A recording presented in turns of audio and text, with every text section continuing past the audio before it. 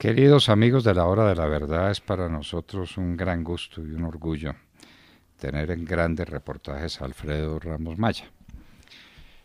Hace tiempo nos conocimos. Queremos decir que somos muy amigos de su padre Luis Alfredo Ramos, con quien el país cometió una injusticia infinita, porque esto no es solamente una injusticia del Poder Judicial, sino del país entero. Se sacrificó la inmensa posibilidad de haber tenido a Luis Alfredo Ramos en lo que debía estar, que era en la presidencia de la República. Pero bueno, las cosas es así, la vida no es como uno quiere, sino como ella se presenta. Y entonces aquí está Alfredo Ramos Maya, hijo de Luis Alfredo Ramos Botero. Fue 4 años senador de la República, uno de los senadores más jóvenes que tenía el país, de lo que aquí llamamos muy cariñosamente la generación del 14, que es una generación llamada a cambiar esto, que esta política cambia. Y tenemos otras metas, y tenemos otro estilo, y tenemos otra concepción del mundo, o esto no tiene futuro. El país no puede seguir siendo lo que ha venido siendo, ni lo que por desgracia sigue siendo en parte. Esa generación del 14 ha producido unos resultados inmensos en la política colombiana, y tenemos a Alfredo Ramos Maya, de quien se dice por ahí, circulan las versiones, que quisiera ser alcalde de Medellín. Eso dice. Ahora él dirá lo que quiera decir sobre el particular. Fue gran senador de la República, le gusta investigar, su pasión inicial era la de la empresa privada, la de los negocios, y fue muy activo, y me parece que la vida le cambió. No estoy muy seguro, no hemos tratado el tema, por las injusticias que se cometieron con su padre, con Luis Alfredo Ramos. Eso lo llevó, por bien o por mal, a meterse en estas lides de la política colombiana. Es un hombre muy joven, es un hombre lleno de capacidad, de conocimientos y de amor por la patria, y desde luego de amor por Medellín. Esta es una familia, la familia Ramos Botero viene de Sonsón, es decir, de los pueblos antioqueños, como venimos todos.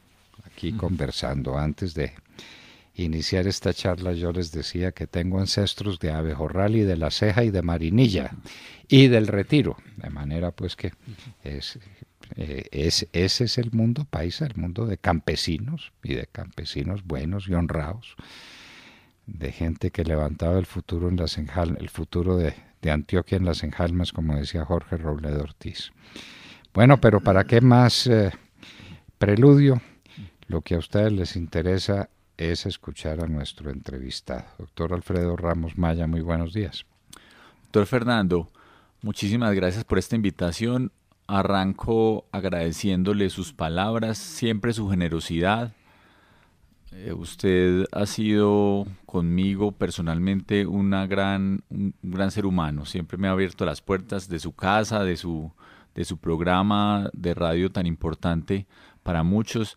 Y para mí es un honor poder estar hoy acompañándolo en este reportaje. Usted sabe que de alguna forma venir acá es un compromiso muy grande, porque usted es un gran interlocutor y a uno le intimida siempre sus preguntas, porque son de mucho rigor, de mucha investigación, así que este siempre es unos reportajes aún más profundos que sin duda generan una gran capacidad intelectual. Hay que estar muy preparado siempre, así que pues, le agradezco sus honrosas palabras. Resabios de profesor. Alguien decía por ahí que una entrevista conmigo era como un examen preparatorio. Un examen final, estamos de acuerdo. Un examen preparatorio. Pero eso es muy bueno, porque eso hace que uno cada vez tenga que superar más, prepararse más, y las entrevistas con usted siempre han sido, y lo recuerdo con todos los compañeros de la bancada del Centro Democrático en su momento, todos sabíamos que nos teníamos que preparar para un examen final, porque era de mucha precisión y de mucho detalle. Eso es muy importante, porque los oyentes se merecen eso, su audiencia se merece grandes conocimientos. Grandes conocimientos y grande sinceridad, grande transparencia. Aquí lo que no aceptamos son las hipocresías y las medias tintas y las mediocridades, porque no hay tiempo para eso. Entonces, por eso está usted aquí, porque no tiene ninguno de esos defectos, pero sí tiene las cualidades que a ellos corresponden. Usted sabe que cada virtud tiene el pecado contrario. Bueno, doctor Alfredo Ramos Maya, cuénteme, ¿qué fue para un hombre como usted, joven, empresario? La vida era generosa con usted en lo que hubiera querido, para entrar a la política y termina en el Senado de la República y tiene 4 años de Senado de la República. ¿Cómo fue esa experiencia? Pues, doctor Fernando, para mí fue una experiencia increíble, maravillosa. Creo que profesional y personalmente la experiencia más importante que he tenido en mi vida. Yo trabajé, como usted muy bien lo dijo, en el sector privado durante más de 10 años en diversas empresas entre Bogotá y la gran mayoría de ellas en Medellín. Yo tuve muchas buenas oportunidades en la vida. Es decir, estudié 2 carreras, hice 2 especializaciones. Cuéntenos cuáles. Yo soy abogado de la Universidad Pontificia Bolivariana y administrador de negocios de AFIT en Medellín. E hice 2 posgrados posteriormente. Yo soy especialista en mercadeo de AFIT y a eso me dedicaba realmente. Yo estaba en el sector privado gerenciando empresas en la parte de mercadeo de ventas especialmente. Y por pura goma, como decimos, por puro hobby, estudié Derecho Constitucional en la Universidad de Antioquia. Quería también entender mucho de lo que sucedía en la universidad pública. Después hablaremos de los temas de educación seguramente acá. Pero definitivamente, después de todo ese tiempo en el sector privado, cuando me ofrecen ser parte de la lista del Senado del Centro Democrático, que en ese momento era solo una idea, no existía ni siquiera como partido político, tuvimos que arrancar de cero recogiendo firmas en las calles para la creación del partido. Todo ese proceso efectivamente me dio las enseñanzas más grandes del mundo. Personalmente, porque de alguna forma siempre había sido afín a la política, pues mi papá evidentemente por su carrera, yo desde afuera veía las cosas tal vez con una visión algo diferente, y eso me hacía tener una muy buena relación con mi papá. Mi papá me preguntaba muchas cosas cuando yo estaba en el sector privado. Por ejemplo, él como gobernador de Antioquia me consultaba ciertos temas muy estratégicos, porque tal vez ha sido de mis fortalezas históricas, ha sido la estrategia en general, cómo conseguir resultados y cómo lograr buenos resultados en la vida. Tal vez ha sido uno de mis fuertes como persona. Entonces ya tenía mucha afinidad a la política, pero nunca había hecho política. Habíamos definido en la familia que siempre íbamos a ser muy respetuosos y que solo una de las personas de la familia iba a estar en el sector público, elegida, nombrada, como fuera. Y eso era un pacto muy respetuoso que teníamos, porque también entendíamos que los ciudadanos de alguna forma siempre han tenido cierta pereza como esas familias monárquicas donde el papá y el hijo y todos seguían en la política. Entonces siempre habíamos querido ser respetuosos de eso. Por eso nunca lo había hecho, siempre había ayudado desde afuera, no solo a mi papá sino a muchos amigos que habían querido en su momento hacer política. Y ya el ingreso personal se convirtió en esa experiencia de cambiar completamente la visión de muchos temas. Aquí yo quise hacer un congreso juicioso. Me gusta hacer la política juiciosamente, investigando, profundizando los temas, no solo la mecánica política y la electoral en general, que la gran mayoría de los políticos se concentra en eso de cómo conseguir votos. Yo creo que aquí lo que hay que buscar es cómo cambiar la forma de hacer política, cómo profundizar y con argumentos, con profundidad, lograr convencer a muchas personas de que desde adentro de la política, con buenos liderazgos, con buena forma de hacer política, con profundidad en los temas, con soluciones concretas a los ciudadanos recuperen la confianza en la democracia, que yo creo que soy uno de los objetivos más importantes que tenemos como ciudadanos.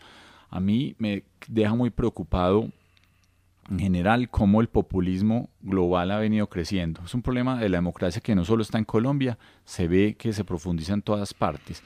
La falta de seriedad en las promesas, los incumplimientos de los líderes públicos, las excusas para no cambiar realidades. Eso hace que cualquier fenómeno populista, como lo hemos visto, como se lo dije en muchos países del mundo, empiezan a tomar fuerza y solo esto lo recuperamos los ciudadanos, los buenos ciudadanos todos unidos, con los propósitos comunes y con resultados muy concretos y con absoluta transparencia. Creo que son las soluciones que hoy requiere el mundo y yo personalmente con ese aprendizaje en el Senado de grandes temas del país, muchos de ellos me tocó aprender de ceros porque no eran ni de mi día a día y es decir, usted sabe que cuando uno está en el sector privado tiene sus responsabilidades, viajes, miles de cosas que hacer y tal vez no le ponía atención a muchos de esos temas. Aproveché esos 4 años en el Congreso de la República para estudiarlos, para profundizarlos,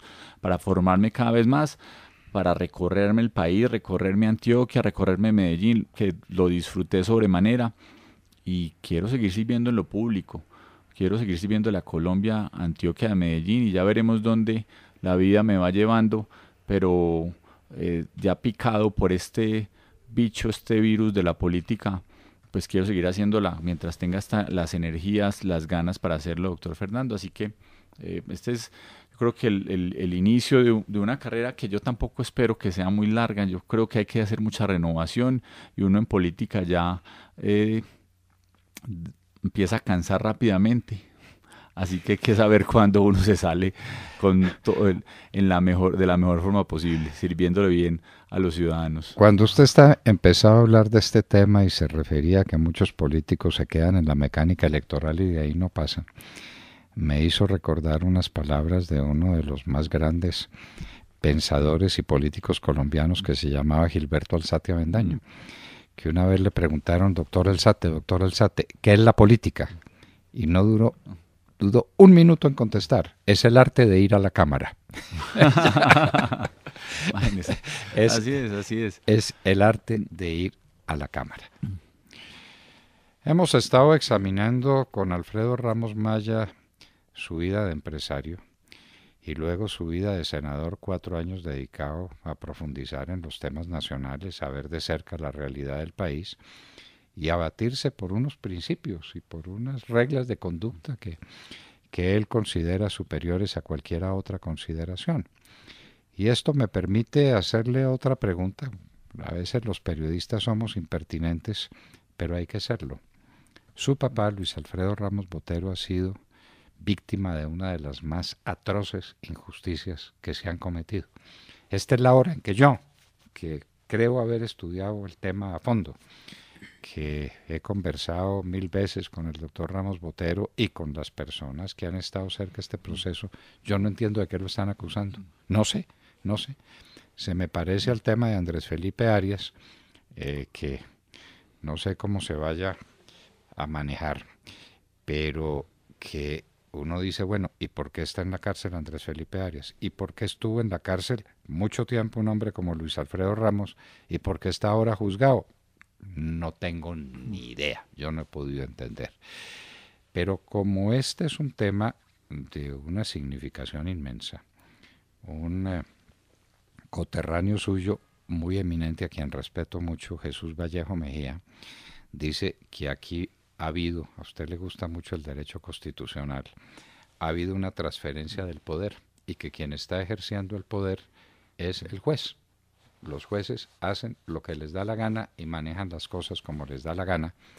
Usted ha hecho unos estudios muy importantes sobre los poderes de la Corte Constitucional en Colombia y en cualquier momento, si quiere, hablamos de eso. Pero hablemos del tema humano, del tema personal. ¿Qué siente una familia cuando es víctima de una atroz injusticia y la tiene que soportar porque esas son las reglas de juego vigentes en el país? Pues doctor Fernando, sí, ese es uno de esos temas que uno intenta borrar de la cabeza para no llenarse de rencores ni de odios. Y es increíble que un hombre como Luis Alfredo Ramos, que de su decencia, de su trayectoria, de la capacidad... Pulcritud, es un hombre esencialmente pulcro. Es increíble que haya tenido que sobrellevar esas dificultades, doctor Fernando. Personalmente, él y nosotros como familia, que yo creo que uno uno le puede doler mucho, pero jamás como lo que debió haber sentido Luis Alfredo Ramos. Yo estaba ese día y recuerdo muy claramente cómo fue el día que a mi papá lo privaron de su libertad infamemente. Yo creo que eso no tiene, yo creo que eso no tiene, eh, yo no iría no voy a hablar de perdón porque yo no soy rencoroso, pero yo creo que eso no tiene explicación racional de cómo una persona con esa eh, pobreza probatoria, con esa facilidad, esa ligereza intelectual, sean capaces de hacer lo que le hicieron. Una persona que, le reitero, no quiero hablar ni siquiera de su aspiración política, porque no le voy a intentar meter el morbo que seguramente muchos le ponen de que una vez Luis Alfredo Ramos anuncia su aspiración presidencial, a las 2 semanas lo privan de la libertad, cuando después de tanto tiempo, después de haber pedido 3 años que se le escuchara en versión libre, nunca lo llamaron. Y cuando sí sucede su aspiración presidencial, yo no lo voy a meter, no voy a incluir eso. Es más como una persona. Coincidencias. Sí, a sí. las 2 semanas infortunadas de decir que coincidencias se iba a correr para como, la presidencia de la República, como suelen suceder constantemente en nuestro país, tantas coincidencias. Pero a mí lo que me llama la atención es cómo si me voy a los hechos específicos, cómo en este país hay tantos que se aprovechan de lo que quieren oír para perseguir a personas completamente ilustres y completamente inocentes. Cuando uno ve que existe esa visión donde los ciudadanos están sometidos a que cualquier día, cualquier persona les acabe su reputación, les acabe su dignidad, lo priven de la libertad. Y no hay forma más de hacer, doctor Fernando, sino simplemente someterse a lo que diga el Estado, aunque sea injusto. Yo creo que eso hace perder mucha credibilidad a la democracia y absoluta credibilidad y legitimidad a la rama judicial en Colombia. La rama judicial no puede estar creyéndole a cualquier bandido que desde una cárcel diga lo que le dé la gana sin ningún tipo de prueba, solo con su palabra, sin aportar nada. La justicia colombiana no puede estar allá yendo a las cárceles y decir, entonces le creemos porque me interesa, le hace daño a este señor. Si yo reviso el proceso contra Luis Alfredo Ramos, y yo lo tengo súper claro, es decir, yo ni tengo que estudiar porque es algo que me he leído muchas veces, lo hemos discutido con mi papá, con la familia, cada uno de quién eran los personajes que hablaron en contra de Luis Alfredo Ramos, cuál era su oscura vida previa, que ellos mismos le decían a los magistrados auxiliares que los iban a interrogar. Ellos les pedían dentro de los interrogatorios que se acordaran de ellos para que les rebajaran las penas, ese tipo de cosas, y que no haya ningún escrúpulo para privar de la libertad a una persona. Yo creo que la rama judicial en el caso de Luis Alfredo Ramos, está en deuda con él. Está en deuda con él, aunque sea de ofrecerle unas excusas públicas. No voy a decir ni siquiera un tema económico, porque él mismo lo dijo, a él no le interesa los recursos económicos, porque cualquiera demandaría al Estado por esa plata. Le interesa aquí no es de quitarle la plata a los más pobres de Colombia por esos errores judiciales, pero deberían siquiera ofrecerle excusas por las ligerezas cometidas, porque una persona digna, una persona seria, una persona que después de 40 años de vida pública le pueden buscar hasta el último, escuscar hasta el último centavo para que vean de dónde ha llegado.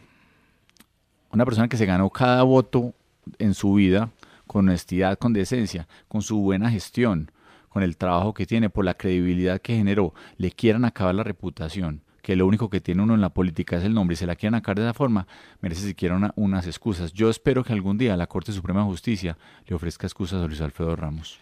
Que lo haga el país. Yo quiero dejar constancia aquí, y esto es puramente circunstancial, dentro de un reportaje que no es para Luis Alfredo Ramos Botero, sino para Alfredo Ramos Maya, su hijo.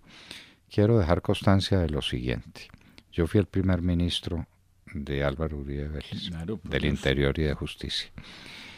La plataforma legislativa que se logró a finales del año 2002 es la plataforma legislativa más amplia y más importante que nunca se produjo en Colombia. Y mucha gente me dice, bueno, la tarea suya fue una tarea formidable. Y yo contesto, si no hubiéramos tenido la dirección de Álvaro Uribe y el prestigio de Álvaro Uribe, y no hubiera estado en la presidencia del Senado Luis Alfredo Ramos, eso hubiera sido imposible. Qué hombre para traer voluntades, para manejar las cosas, con qué transparencia, con qué claridad, pero con cuánta eficacia. El país será siempre deudor de Luis Alfredo Ramos por esa gestión que salvó a Colombia en aquel momento. Ya pues lo que viene después uno no puede responder por el futuro, sino que puede responder por el presente. ¿Qué gestión la de Luis Alfredo Ramos como presidente del Senado de la República? Bueno, Alfredo, estamos pues entrando ya en materia. Usted fue empresario, usted fue senador de la República, usted como parte de la familia Ramos ha tenido que padecer una injusticia tremenda, una injusticia que hace hervir la sangre, y ustedes han soportado eso con un sentimiento cristiano de la vida que uno tiene que admirar. Su mamá, a quien tuve el gusto de conocer en la cárcel, porque pues ese era el sitio donde nos encontrábamos. Su mamá es una mujer extraordinaria, su hermano y desde luego su papá, personas excepcionales. Pero usted ya deja atrás todo eso, usted es lo que es, y es el antiguo empresario y es el antiguo senador, y usted ahora lo que es un luchador. Y dicen que usted quiere ser alcalde de Medellín. Cuéntenos eso cómo es y hablemos de Medellín. Yo le pongo ese tema, porque Medellín es demasiado importante en la vida nacional. Fue en su momento, yo no sé cómo estén las cifras ahora, la capital industrial de Colombia, y si no tiene más industrias que Bogotá por razones del tamaño.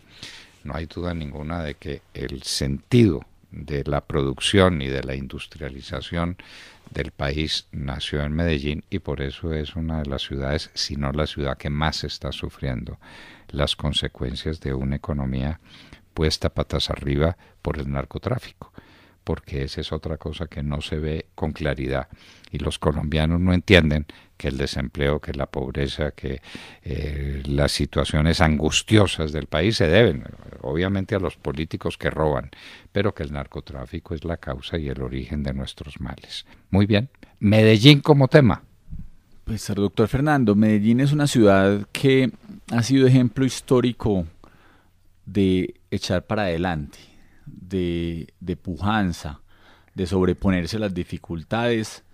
Yo creo que hoy, pese a muchos retos que tiene la ciudad en muchos sentidos, y después los profundizaremos, es una ciudad que mira adelante con optimismo, con alegría, y creo que el espíritu antioqueño, el espíritu de las personas que son en la calle, talentosas y creativas casi por naturaleza, es una ventaja que yo siento en Medellín, que las personas no se dejan achicopalar, no se dejan llevar por los malos momentos, siempre miran adelante, y ese talento, la creatividad, ese gen especial de los antioqueños, creo que nos permite hoy mirar con mucho optimismo lo que viene de la ciudad, donde han existido avances evidentes en innovación social.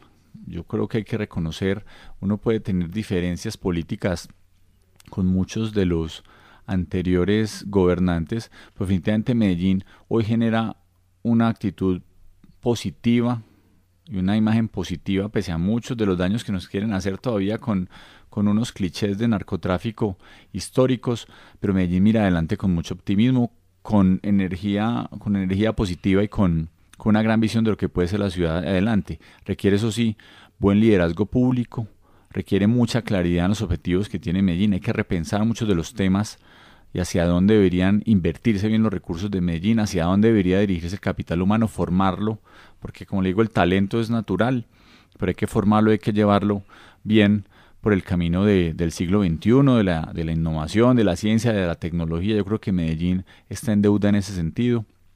Sobre todo, un uno de esos virus que se sembró y que hay que erradicarlo con el influjo del narcotráfico, como usted muy bien lo dice, que infortunadamente todavía existe, por fortuna cada vez más escaso en la ciudad. Yo creo que hay que combatir con mucha firmeza, con autoridad, muchos de esos males que todavía existen en la ciudad. Pero sobre todo, doctor Fernando, yo creo que los retos que hoy tiene la ciudad, especialmente, como le dije, en materia económica, por un lado, con los problemas de seguridad que existen, por fortuna decreciendo, y cada vez yo creo que con mayor firmeza el Estado y con mucha inteligencia seremos capaces de sobreponernos muy rápidamente. Y con problemas un poco más modernos como las dificultades de las grandes urbes, en problemas de movilidad, de problemas ambientales, yo creo que la ciudad entonces comienza a tomar una visión diferente y como le digo, como le dije previamente, es el momento en que Medellín mira el siglo XXI, en que con el liderazgo público, con una gran unión con el sector privado, formemos los profesionales, las empresas, la visión del siglo XXI, que Medellín tiene que dejar atrás esos malos momentos, esas dificultades que unos pocos inescrupulosos quisieron someternos y tener esa claridad y esa visión muy concreta y sobre todo unos resultados que cambian realidades, porque Medellín se merece lo mejor que le podamos entregar a todos sus ciudadanos, todos los medellinenses. Yo nací en Medellín, doctor Fernando, soy un amante de Antioquia y creo que además hay que mirar eso, cómo Medellín y Antioquia, tienen un vínculo indisoluble, trabajan conjuntamente. Lo bueno y lo malo que le pase a Medellín repercute en Antioquia y al revés. Todas las dificultades que tenga Antioquia terminan repercutiendo en su capital Medellín. Entonces el futuro de Medellín no puede imaginarse sin una Antioquia completamente unida en esos mismos propósitos de desarrollo económico, de confianza institucional y desarrollo social y ambiental detrás de ese gran desarrollo económico que seguramente le espera a la ciudad con el talento humano que tiene. Bueno, pero usted no se me va a ir con la soga entre los cuernos, porque ahí usted menciona un tema que lo sintetizo así. La gente de Medellín es industriosa porque es así, porque es un gen que tienen los medellinenses y los antioqueños. Probablemente de que tengamos mucha sangre judía por las venas y no lo sabemos suficientemente, pero ese es un hecho en todo caso. Ahí hay una iniciativa, ahí hay una voluntad de lucha, de capacidad. Pero ¿cómo hace una ciudad industrial para competir con un contrabando que se está tragando la industria manufacturera del país? Y ese contrabando es producto de que hay un dólar baratísimo. Es lo único barato que ha habido en Colombia siempre, siempre en los últimos años. A la última generación le ha tocado una cosa simpática que le tocó a la generación mía, le tocó al revés, que lo más caro que había en Colombia era el dólar y lo más difícil de conseguir era un dólar. En cambio, ahora es al revés. Lo más fácil de conseguir es un dólar y lo que no vale nada es un dólar. Eso es producto del narcotráfico, evidentemente. Ahora estamos hablando de un dólar por los lados de 3.300 pesos y eso nos parece mucho y ese era el dólar que había hace años. Y dígame cómo compite un industrial cuando le están pagando por su trabajo con una tasa de cambio que estaba vigente desde hace 15 y 18 años. ¿Eso cómo es posible? Entonces, ¿qué ha arruinado al país? Además, le digo, de la corruptela, de la falta de administración, de muchas cosas, pero hay un tema esencial, fundamental, y es que hay un tipo de cambio mentiroso, absurdo. Colombia no puede tener un dólar a 3.300 pesos. Aquí en la hora de la verdad hicimos la cuenta ese día de cuánto tendría un dólar si lo trajéramos a valor presente desde el año 2002 hasta ahora, simplemente creciendo con el IPC, es decir, que crezca el dólar lo mismo que crece el índice de precios al consumidor. El dólar debía estar a 6.000 o 7.000 pesos y está a la mitad. Eso no es posible, eso no es posible. Entonces, ¿cómo hace usted para decirle a esa ciudad industriosa que se siente muy arruinada, que se siente muy golpeada, los fabricantes de todas las cosas que se producen allá, de los textiles y de las confecciones y de cuánta cosa produce Medellín, dice, bueno, ¿y yo cómo me defiendo de unos fenómenos que me superan? Que son el fenómeno de la revaluación continua del peso y de un contrabando que se tragó la nación por obra del narcotráfico. Dígame, ante ese desafío, ¿usted qué propone? Pues, doctor Fernando, hay muchas cosas, muchas reflexiones que usted hace y con unas respuestas muy profundas que requieren un compromiso institucional del Estado en general. Las autoridades locales, ante muchos de los problemas, viven muy maniatadas.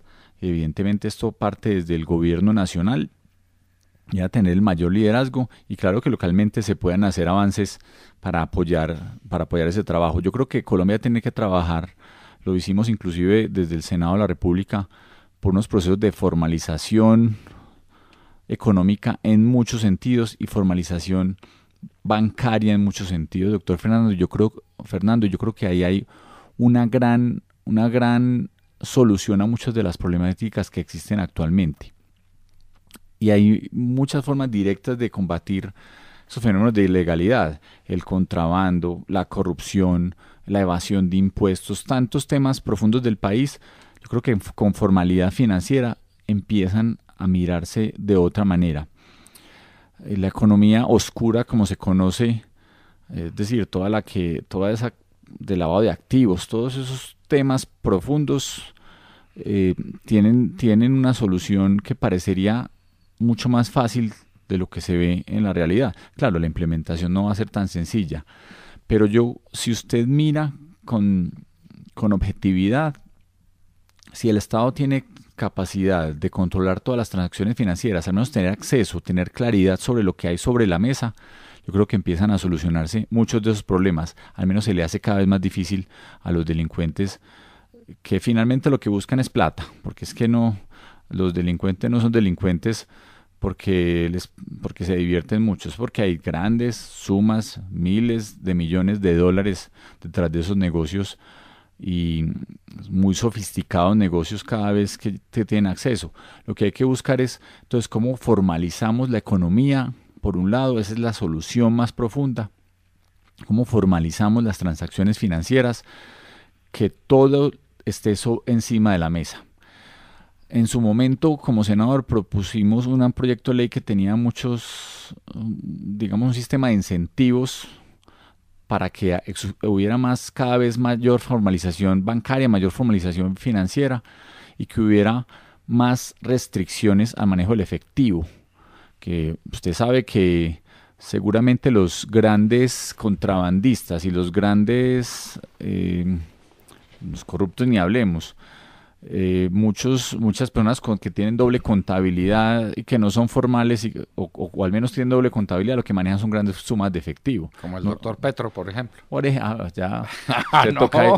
toca ahí un tema. Pero vea nomás las financiaciones de las campañas. Las campañas políticas nunca le dicen cuánta plata hubo en efectivo detrás. Los corruptos jamás dicen cuánta plata tuvieron detrás en efectivo. Esas cuentas no se las pasan jamás al Consejo Nacional Electoral. Y usted ha visto y le preguntan a muchos congresistas debajo de cuerdas en investigaciones cuánta plata les costó la campaña. Les cuesta 20 mil millones dicen que les cuesta 20, 15, 10 mil millones de pesos una campaña política. Eso no es propiamente plata que les llegó a la cuenta bancaria de ellos o a una cuenta financiera personal o de su campaña. Ni siquiera por ahí aparecen esos recursos. Siempre son en grandes sumas de efectivo, en grandes montos de efectivo, que se reparte sin ningún control por parte de esos, sea en ese típico caso los corruptos o en general. Hay muchas personas en Colombia supremamente ricas, supremamente millonarias, que compran fincas, apartamentos con grandes maletas de efectivo. El que tenga montos grandes de efectivo, póngale la firma que hay algo sospechoso detrás. Okay. El doctor Petro, por ejemplo, o muchas personas que uno tiene, que uno dice de dónde sacan tantos recursos y no le conoce ni ninguna fórmula. No es que sea un gran empresario, un gran conocedor de un tema, un científico que tenga una patente que le entren recursos, no, son personas que no tienen ni idea uno de dónde salen esos recursos y son todos manejados en efectivo. Y no le prestan, no seguramente ni la DIAN los tiene en sus cuentas. No, pues que los va a tener, hombre. Es la primera que no los tiene. No tiene ni idea la DIAN de lo que está pasando con la plata de estos señores. En fin, entonces yo creo que si uno trabaja desde fenómenos de formalización, por un lado, de inteligencia criminal, en lucha contra la criminalidad, de hacerle seguimiento muy serio a todo un tema de testaferrato que existe, porque finalmente alguna plata de esa se tiene que empezar a formalizar y lo hacen de muchas formas, y una de ellas que podría tener un seguimiento muy claro, por ejemplo, es a los evaluadores de inmuebles, que todas las transacciones requieran un avalúo, digámoslo, con un arbitraje serio en materia de inmuebles. Ahí hay formas de empezar a atacar la criminalidad. Es decir, cómo lograr formalizar la economía. Ahí hay un tema que tiene un reto el Estado y que a través de la tecnología, y en pleno siglo XXI es increíble que no estemos empezando a trabajar rápidamente. Yo le pedí al Banco de la República que empezara a disminuir los montos de efectivo en la economía, que empezara a disminuir la denominación de los billetes en la economía. Nadie necesita billetes de 100.000 pesos, doctor Fernando. Usted no necesita, usted se encarta con un billete de 100.000 pesos, porque es que la persona del común, el ciudadano que requiere unos montos de efectivo, lo que hace es comprar su almuerzo, que no debe ser muy costoso, y lo puede pagar con 5 o 10.000 pesos, con 2 billetes de 5.000. No necesita un billete de 100.000 pesos. El transporte público lo tiene que pagar con 3.000 o 4.000 pesos, dependiendo de los buses que tomen el día. Es decir, usted no necesita tener billetes de 100.000 pesos en una economía, y eso es lo que llegan en morrales, en maletas, a upar el contrabando, la corrupción, la evasión de impuestos. Todo se va por allá. Entonces el Estado debería trabajar mucho en ese sentido. Y segundo, con un sistema de autoridad muy concreto, de seguimiento muy claro, con una autoridad íntegra, que yo creo que la autoridad de la legitimidad se gana con integridad. Y hoy también existen muchas formas de, a través de la tecnología, por ejemplo, saber qué funcionarios son corruptos en un Estado, porque, pues, es decir, puede que exista la institucionalidad. Pues si la institucionalidad no tiene integridad, evidentemente lo que se pierde es completa credibilidad. Entonces muchos de esos funcionarios que deberían estar generando alertas sobre posibles ilegalidades, ilicitudes, crímenes, etcétera, lo que terminan es siendo comprados muchas veces por esos grupos criminales, por eso que son muy poderosos, finalmente tienen influjo de dinero, de las armas en muchas ocasiones, y lo que termina sucediendo, doctor Fernando, entonces, es que si el Estado no trabaja con todos sus tentáculos, inclusive internos, para saber quiénes son los buenos funcionarios, sus buenos servidores, terminamos entonces generando un problema mucho más profundo, que es falta de credibilidad en la democracia. En fin, entonces, con procesos de formalización, con una autoridad íntegra, haciendo constantes revisiones y constante disuasión, porque yo creo que el Estado a través de la disuasión puede lograr mucho, y cambiando muchos fenómenos culturales que infortunadamente han venido existiendo y se empieza a veces a ver muy bien en la sociedad, hacerle trampa a la ley, el ventajismo, el avispado, pues el que termina siendo aplaudido. Yo creo que podemos lograr unos cambios muy profundos en corto tiempo, pero aprovechemos la tecnología, aprovechemos que nos da muchas herramientas, aprovechemos que hay unas nuevas generaciones que deberían ser educadas y formadas en la legalidad, en el buen sentido, en el respeto por los recursos públicos. Aprovechemos que el mundo está cada vez más alerta para que logremos combatir esos fenómenos. Ahí gana toda una sociedad, ahí gana la economía, crece económicamente una ciudad, una región, un país, cuando logramos, por un lado, combatir esos fenómenos delincuenciales, esos fenómenos ilegales, y por otro, tenemos que empezar a formar mejores ciudadanos, formarlos en emprendimiento, formarlos en ciencia y tecnología, y estar en sintonía con el siglo XXI, estar en sintonía, que las empresas de hoy sean competitivas con base tecnológica por un capital humano, que hay un reto enorme porque Colombia en general, Antioquia y Medellín en específico, estamos muy, muy retrasados a nivel mundial de cómo deberían ser la formación de ciudadanos hacia futuro en materias, en carreras técnicas, tecnológicas. Y respeto, y lo hago con todo el respeto, hay mucho humanismo, hay que meterle mucha ciencia y tecnología al futuro del desarrollo económico colombiano. Esa es la única forma de combatir con mucho valor agregado muchos de los fenómenos de ilegalidad también. Esa es otra fórmula, doctor Fernando. Ojalá hubiera mucho humanismo. ¿Qué demonios? Hay muchas facultades de humanidades, que no sé qué es lo que enseñan, porque el humanismo en Colombia es lo que falta para empezar. Dígame quiénes son los filósofos importantes de este país, dígame quiénes son. ¿Quiénes son los grandes pensadores? ¿Quiénes son los grandes teóricos? ¿Dónde están? Eso no existe. Pero bueno, esa es otra discusión y no nos vamos a meter en ella. Yo quiero que aterricemos. Usted dice que las cosas en Medellín vienen mejorando desde el punto de vista de la seguridad. Esa puede ser una tarea que se le agradezca al actual alcalde, que ha sido muy valeroso. Usted tendrá una opinión u otra. Lo que vemos los colombianos desde fuera es que este hombre se ha batido con un valor y a fondo contra todas esas mafias y contra todos esos bandidos que están en las comunas o en cualquier parte. Pero el delito, y usted lo sabe muy bien como abogado brillante que es, tiene una etiología, tiene un origen, eso no se da por generación espontánea. Y el delito en grande escala, en Medellín y en todas, oiga lo que le digo, en todas las ciudades de Colombia y los pueblos de Colombia tienen un principio que es el narcotráfico y que son las ollas de lo que llaman despectivamente el microtráfico, que de micro no tiene nada. Eso es tráfico en grandes cantidades. Y Medellín tiene que ser víctima de lo mismo. Yo no sé, pues no estoy viviendo en Medellín, no puedo pulsar los latidos de esa sociedad, pero me parece que eso viene por allá y que estamos devolviéndonos a momentos muy dolorosos y momentos que habían sido muy superados. Yo le quiero contar, cuando yo era ministro visitaba Medellín con frecuencia y me reunía con el comandante de la policía, que era el general Gallego, y me reunía con el comandante del ejército, que era el general Montoya, y les decía, bueno, ¿cuántos crímenes menos tenemos?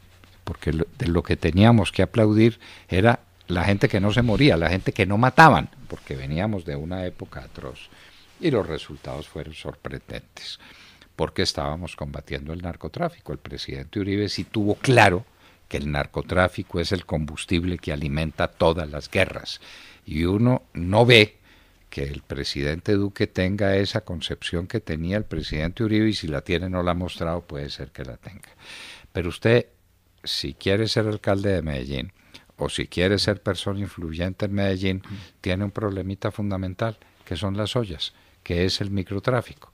Y entonces usted puede decir que yo voy a formalizar y que reduzco la denominación de los billetes y que la gente sea más formal, pero mientras tengamos ese impulso, ese combustible de la criminalidad, no creo que logremos nada. Estamos de acuerdo, ¿Qué hacer? doctor. ¿Qué hacemos? Doctor, de acuerdo, doctor Fernando. Yo creo que hay 3 soluciones concretas frente al problema de, especialmente, crimen organizado, para llamarlo de alguna forma, que su base es el narcotráfico, pero tiene una gran cantidad de insumos económicos con la extorsión. Ya incluso empiezan a generar unas rentas, llamémoslas lícitas, por decirlo de alguna forma, que no son lícitas, es vía la extorsión, donde solo productos lícitos se pueden vender bajo sus marcas, bajo sus denominaciones, es decir, cada vez se sofistican más. Esto hay que trabajarlo y combatirlo de 3 maneras muy directas, doctor Fernando, y creo que hay que tenerlas en un debate público constante. El primero es con autoridad, con presencia legítima del Estado, con resultados muy concretos, exigiéndole a la policía presencia permanente en las comunidades, integridad en la fuerza policial, supremamente importante, que el Estado llegue con otros referentes, o sea, con una presencia, no solo con policía, con mucha inversión en muchos campos, que creo que el Estado, cuando se gana esa confianza del ciudadano, hace que muchos de los grupos que generan temor y que en algunas zonas de la ciudad tienen una presencia donde casi que desplazan al Estado, y donde ellos son los que de alguna forma imparten justicia y arreglan problemas entre vecinos.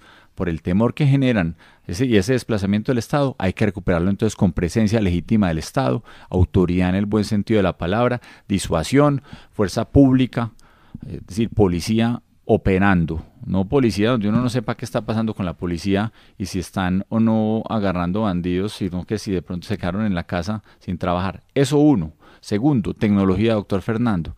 Yo creo que mucho de lo que hoy se puede llegar a perder por presencia legítima del Estado, la tecnología puede empezar a llegar con mucha más seriedad en algunas zonas. Hoy la tecnología le puede permitir a uno saber si un carro tiene o no drogas dentro de un vehículo, o una persona tenga drogas. Aprovechemos la tecnología para empezar a combatir el crimen, para identificar facialmente los criminales, a los que tengan una base de datos que les dé miedo salir a la calle porque les puede llegar el Estado inmediatamente. La tecnología hoy puede saber quién tiene armas cuando están simplemente con cámaras tecnológicas en muchas de nuestras zonas de la ciudad, especialmente en unas zonas mucho más críticas. Una cámara le puede decir a usted si ese es un criminal, y si ese criminal porta armas, porta drogas, porta explosivos. Creo que hay que aprovechar eso. También es otra forma de controlar el crimen, de cerrarle la puerta. Un tema muy importante, doctor Fernando, dentro de las ideas de legitimidad del Estado, el tema de la justicia. Aquí la justicia no puede seguir permitiendo que criminales, que bien difícil que es agarrar criminales, a los 2 o 3 días se rían de la justicia y salgan nuevamente a las cárceles. Aquí hay que hacer esto es un tema... ¿A cuáles cárceles? Perdóneme, le pregunto, pero ¿a cuáles cárceles? En todas las que faltan, pues, por construir. Ojalá no tuviéramos que meter a las personas a la cárcel. Las últimas cárceles las construyó el doctor Sabas Pretel y se desquitaron de él y lo metieron a una cárcel. Pero ¿esto cómo es? Es que yo le puedo citar las cárceles que construimos con el presidente Uribe. Yo estuve muy corto tiempo en el ministerio y yo inauguré 4 cárceles. Pero es que uno necesita tener cárceles para poder decir es que los meto a la cárcel. Los jueces pues tienen unas consideraciones muy complejas para tomar esas decisiones, pero a veces uno los entiende porque les dicen la policía le dice no tengo dónde meter un preso más. Entonces es un problema muy serio. Es cierto. Pero vea, usted me está mencionando un tema que es apasionante, que es el tema de la tecnología. Ese es el tema del futuro. Ese es del futuro, no del presente, del presente. Aquí estamos en un atraso monumental con respecto a los temas tecnológicos. Eso no lo estamos tratando en serio. Yo conozco a fondo el asunto porque una hija que vive en Washington, Rosario, y que trabajó con el BID muchos años, está totalmente dedicada al tema de la innovación y de la tecnología, a muy alto nivel. Ella ha dictado conferencias en MIT y eso pues, sobre ese tema. Y me decía, papá, es que todavía alguien no ha querido poner en funcionamiento el aparato tecnológico que está disponible. El mundo es otro, completamente distinto, y estamos absolutamente ausentes de ese proceso, porque vaya, pregúntele a un maestro de FECODE si está actualizado en temas tecnológicos, para empezar, porque no sabe hablar inglés. Para empezar por ahí, ¿cómo es posible que en Colombia a estas alturas no tengamos una educación bilingüe? Pero bilingüe no español guambiano, como decía la Constitución del 91, sino español-inglés.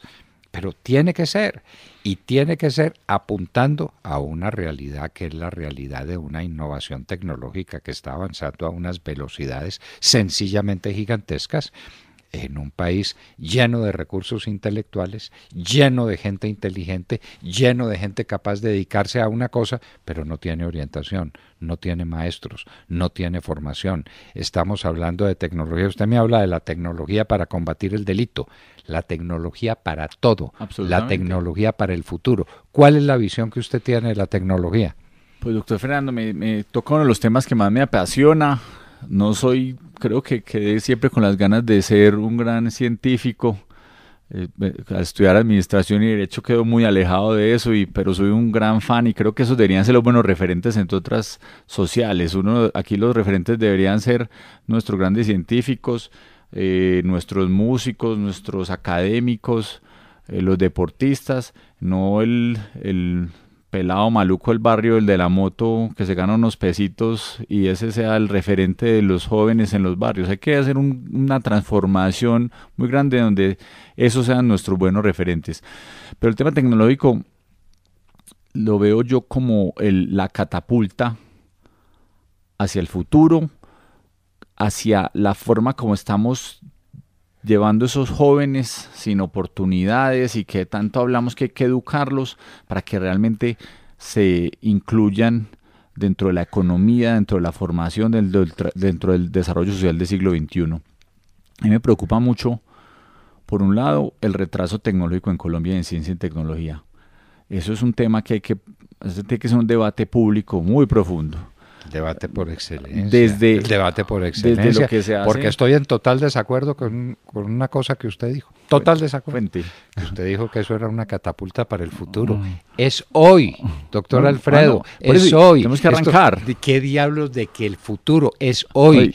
La revolución tecnológica es una realidad del tiempo presente y nos cogió viringos, como decimos por allá en Antioquia, desnudos, no tenemos ni idea, no estamos discutiendo ese tema y lo primero que recortamos en presupuesto es lo que se aplica a ciencia y tecnología. Estamos de acuerdo. Entonces, ¿en qué estamos? ¿De qué estamos hablando? Estamos completamente de acuerdo. Pero y le digo varias cosas. Yo creo que hoy debemos cambiar dentro de los procesos de formación desde los niños de la primera infancia.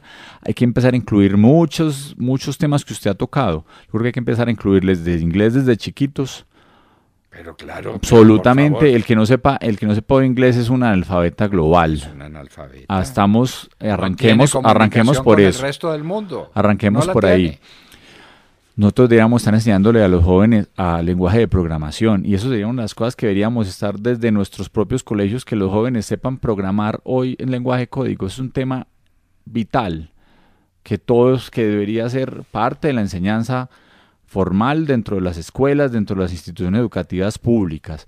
Nosotros a los jóvenes deberíamos estar enseñándoles dentro de todo el proceso investigativo y de formación actividades mucho más profundas. Nosotros necesitamos que los jóvenes sean emprendedores por naturaleza. Aquí es muy preocupante, doctor Fernando, que todo el mundo quiera salir a prepararse para que lo coloque, para salir a colocarlo con la hoja de vida bajo el brazo, sin crear empresas, sin formar ciudadanos y no generarle oportunidades para que sean los empresarios del futuro. Aquí todo el mundo entonces esperando que el Estado le dé un puesto, que eso es muy triste, o que el amigo de la familia lo coloque en su empresa, que eso es supremamente triste, o en el peor de los casos que el Estado pues le dé un subsidio, que yo creo que eso es lo peor, la peor fórmula, la fórmula directa al fracaso y a la mediocridad, que es el asistencialismo absurdo y desmedido que algunos promueven.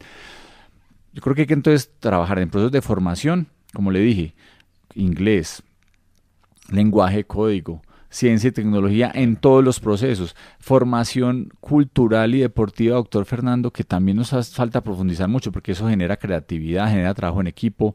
Cuando un joven, por ejemplo, usted que le gusta tanto la música, a mí me encanta, cuando un joven toca un instrumento, yo creo que ahí ponemos un buen ciudadano, un humanista por un lado, posicionalmente un creativo en potencia, ese es un joven a potenciar que piensa en el mundo y piensa global.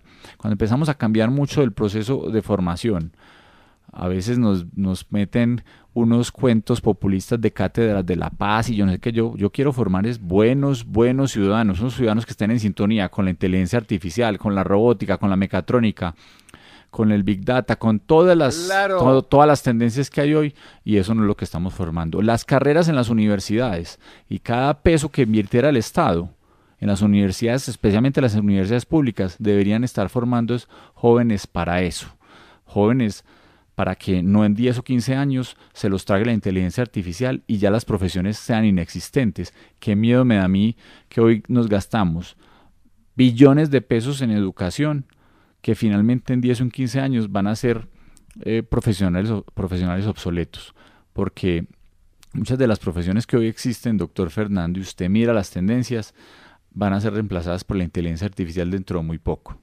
Y aquí seguimos formando fábricas de muchas de esas carreras que van a ser que no van a servir en el futuro. Entonces deberíamos estar formando técnicos en programación, en software, en inteligencia artificial, en análisis de Big Data, en muchas de las carreras del futuro. Esa debería ser la... Carreras del futuro, insisto pero, en mi inconformidad. Del presente, entonces, doctor. Bueno, doctor Fernando, las que van a ser vigentes en el futuro, las que van a generar los grandes empleos, la comida del futuro va a estar ahí, en ingenieros agrónomos que trabajen todo el tema genético. Hay muchas cosas que hay que profundizar y eso es lo que Colombia tiene que hacer, no quedarse con los brazos cruzados viendo pasar a unas velocidades enormes a lo que se está viendo hoy en adelantos científicos y tecnológicos, y Colombia es viendo a ver con un rezago cuáles van a ser de esas migajas que van a llegar a este país. Yo creo que hay que hacer un cambio muy profundo en el sistema educativo en ese sentido, y eso requiere desde cambiar a los docentes malos, porque infortunadamente hay muchos que han sido malos, y ahí se puede ver en cualquier resultado de las pruebas, a ver, se pueden ver cuáles docentes son buenos o malos, por un lado. Desde eso, cambiando pues las metodologías, que yo creo que hay que profundizar mucho en cómo son las metodologías y cómo le estamos enseñando a los jóvenes hoy en Colombia. Cambiar los pensums, creo que hay mucho por profundizar en ese sentido, así que la educación requiere una revolución. Sí, sí. Y la revolución no es solo ir a tirar piedras y hacer vandalismo en las calles, doctor Fernando, es ver claramente en qué estamos estudiando, en qué estamos formando a nuestros jóvenes, cómo hacer la sintonía de lo que están estudiando con los avances científicos del mundo. Ese debería ser el gran reto que tenemos como sociedad, no estar viendo a ver cómo si muy bien se pueden recaudar unos recursos o recoger unos recursos adicionales para la educación pública, más bien en qué se van a invertir, cómo son eficientes, y no que uno de cada 2 jóvenes no termine una carrera universitaria y la estamos pagando. Eso sí deberían ser los temas de debate de fondo en este país.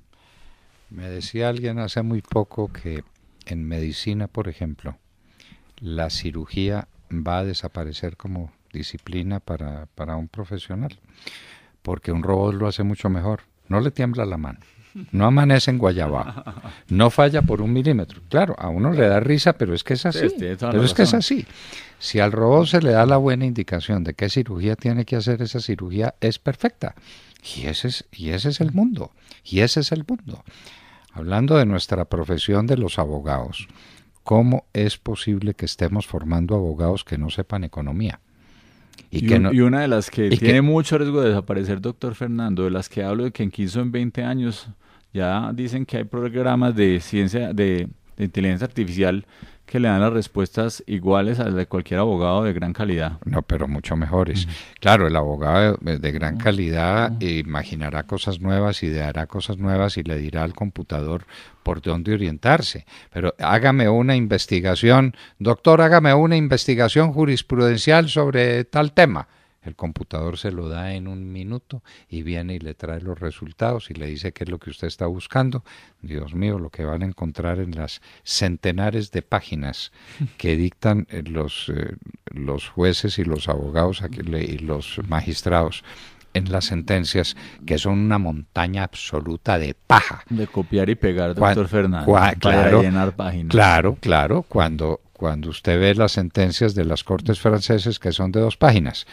Yo al principio cuando las leía, cuando mi inolvidable abuelo me regaló la obra completa de los hermanos Massó, empecé a ver que al final de cada capítulo tenía sentencias y yo decía, hombre, ¿por qué no publican la sentencia completa? Porque pues sacan una sentencia, 1 página, de pronto 1.5 páginas o media página. No, es que esa era la sentencia. Yo no podía creerlo. Y aquí eso, dictan y copian y ponen comillas. Pero pura ineptitud, pura incompetencia. Por Dios, a las cosas transformemos el mundo y transformemos el mundo que está tocando a nuestras puertas y que está exigiendo otras realidades distintas. No le hablo pues de la revolución tecnológica en el campo, porque usted está empeñado en gobernar esa Medellín y entonces en Medellín no hay zona rural importante y no hay manera de hacer las cosas. Pero Colombia, que tiene semejante cantidad de tierra, lo que falta es tecnología aplicada a la tierra, pero alta tecnología. Y agroindustria, doctor Fernández, que trabaja en los 2 lados. Uno, en cómo somos más productivos en el campo, cómo generamos más mano de obra en el campo, que en Colombia sí que le hace falta y venimos en un relevo generacional muy preocupante. Muy preocupante. Los campesinos envejecieron. Absolutamente. Si es que me decían que el promedio del campesino cafetero hoy es de 64 años o de 62 años. Y dentro de 10 años, cuando ese viejo ya no se pueda inclinar para poner el abono o por lo que le tenga que poner a la tierra, ¿qué vamos a hacer? ¿Qué vamos a hacer? Por Dios, entendamos que estamos metidos dentro de unos procesos de revolución tecnológica que no tienen regreso. Y después, ¿cómo transformamos eso y le damos valor agregado, doctor Fernando? Que se habla mucho y que poco hacemos. Usted sabe que uno de los mayores exportadores del mundo de café es Suiza.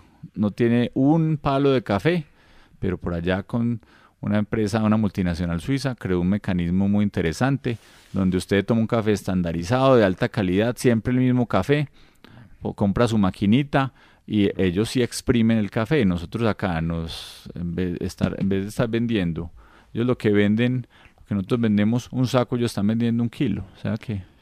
Claro. Y ahí pues tenemos discusión sobre la calidad final de ese café, porque a ellos no les conviene industrialmente producir un café de mucha calidad, porque necesita comprarnos más café a nosotros y mejor se lo compran a Vietnam bien barato, pero esa es otra discusión. No, ni siquiera voy a hacer, me refiero es lo que generan de valor agregado, hacen creer un cuento muy especializado, y Colombia teniendo... Y el mejor prima, ¿de dónde vamos a ir? Y los mejores chocolates son belgas, y en Bélgica no saben qué es un palo de cacao, ni lo han visto en la vida, ni lo pueden sembrar tampoco. Y entonces nosotros producimos el cacao y los belgas hacen los chocolates, y nosotros producimos el café y ahora los suizos están haciendo el café que se vende en el mundo. Eso no puede ser. Es un puro problema de mentalidad, y esa mentalidad hay que llevarla especialmente a las ciudades donde se da la inteligencia silvestre. Y eso es tecnología, y eso simplemente es saber. Y innovación. Absolutamente. Innovación. Hay que cambiar todo lo existente. Y yo me pregunto, estos muchachos que están en la calle pidiendo más presupuesto, ¿por qué no están en la calle pidiendo profesores más capacitados, más evolucionados, materias distintas que les enseñen innovación tecnológica? ¿Por qué? Pues porque es mucho más fácil pedir plata. Entonces pidan plata y les pueden dar la plata que quiera, que siguen sacando los mismos profesionales mediocres e inadaptados al mundo que estamos viviendo, si no entendemos que estamos en la mitad de una revolución tecnológica. No es el mundo del futuro, es el mundo de hoy. Pero le digo una cosa adicional, doctor Fernando, que es una de mis preocupaciones. La educación tiene que verse como un sistema integral. Aquí lo quieren ver fragmentado, como si los jóvenes que estudian en el colegio no fueran los que van a ir después a la universidad, y usted no sabe la mala calidad. Bueno, usted la conoce con mucha claridad, pero la mala calidad de las instituciones públicas, por ejemplo en Colombia, hacen que si usted llevara a todos esos jóvenes, cada año, todos los jóvenes que salen del colegio, y usted lograra que cupo para todos en las universidades, el proceso de deserción y la plata que votaríamos, si no formamos bien a esos jóvenes desde el colegio, puede existir toda la plata del mundo y no vamos a tener buenas universidades. Y esa sí es la peor desigualdad. La peor desigualdad es la desigualdad que se da desde los niños. Porque si usted tiene un niño educado con profesores que están pensando en innovación y que le están planteando todos estos temas de lo que estamos hablando, y un profesor mediocre, el niño que está educado por un profesor mediocre es un niño que está irremisiblemente perdido. Esa sí es una desigualdad que no se puede superar, es insuperable. Absolutamente de acuerdo. Y los docentes en Colombia tienen que botar el miedo a ser evaluados. Doctor Fernando, yo creo que hay que acabar con esa alcahuetería. Claro, porque yo respeto mucho a los docentes en Colombia como seres humanos, pero yo creo que ya es hora de que ellos también entiendan que si quieren ser parte fundamental dentro de este proceso de cambio, de innovación, de una revolución real económica que parte de la formación del capital humano y de una formación profunda en innovación, en ciencia y tecnología, si ellos no están acorde con esas necesidades del siglo XXI, hace rato cualquier peso que le metamos a la educación lo vamos a votar si los docentes no permiten, desde procesos de evaluación, Y claro, hay que ser generosos con ellos, actualizarlos, formarlos, etcétera. Claro, ahí está la clave. Pero eso sí, con exigencia paralela. Esto no puede ser que les damos entonces un montón de gabelas a los docentes y después no me evalúe porque es que yo soy perfecto. Cursos completos y cursos continuos de mejoramiento y de estudio y de análisis. El profesor es una persona que no termina de estudiar nunca. Yo se lo decía a mis alumnos cuando era profesor en la Facultad de Derecho, pues tantos años. Y era lo que más me gustaba y tal vez puse la hora de la verdad por eso, para tratar de enseñar por ahí alguna cosita, porque eso es una labor docente. Le decía a mis alumnos, el derecho uno nunca termina de aprenderlo. Todos los días aprende. ¿Pero por qué? Porque, señores, el derecho es vida. Y la vida es dinámica, es movimiento, es sorpresa permanente.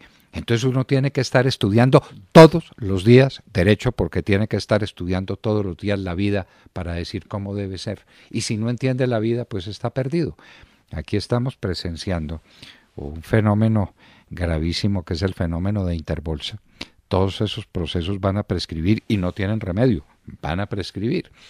Porque ¿qué hizo la Fiscalía con eso? Este es un tema que no se conoce y nosotros en la hora de la verdad lo hemos publicado y eso no tiene la respuesta debida. Como el fiscal no entendía el tema bursátil, porque es un tema complejo, porque es un tema para el que se necesita una especial formación que no dan en las facultades de Derecho, entonces resolvió meter todo el proceso documental de Interbolsa, lo metió como prueba. Entonces alguien hizo la cuenta, los documentos tendrían que caber en 9 buses cargados de documentos. Claro, porque es una defensa del fiscal. Yo pido todo y por ahí debe estar la prueba. En alguna parte búsquela.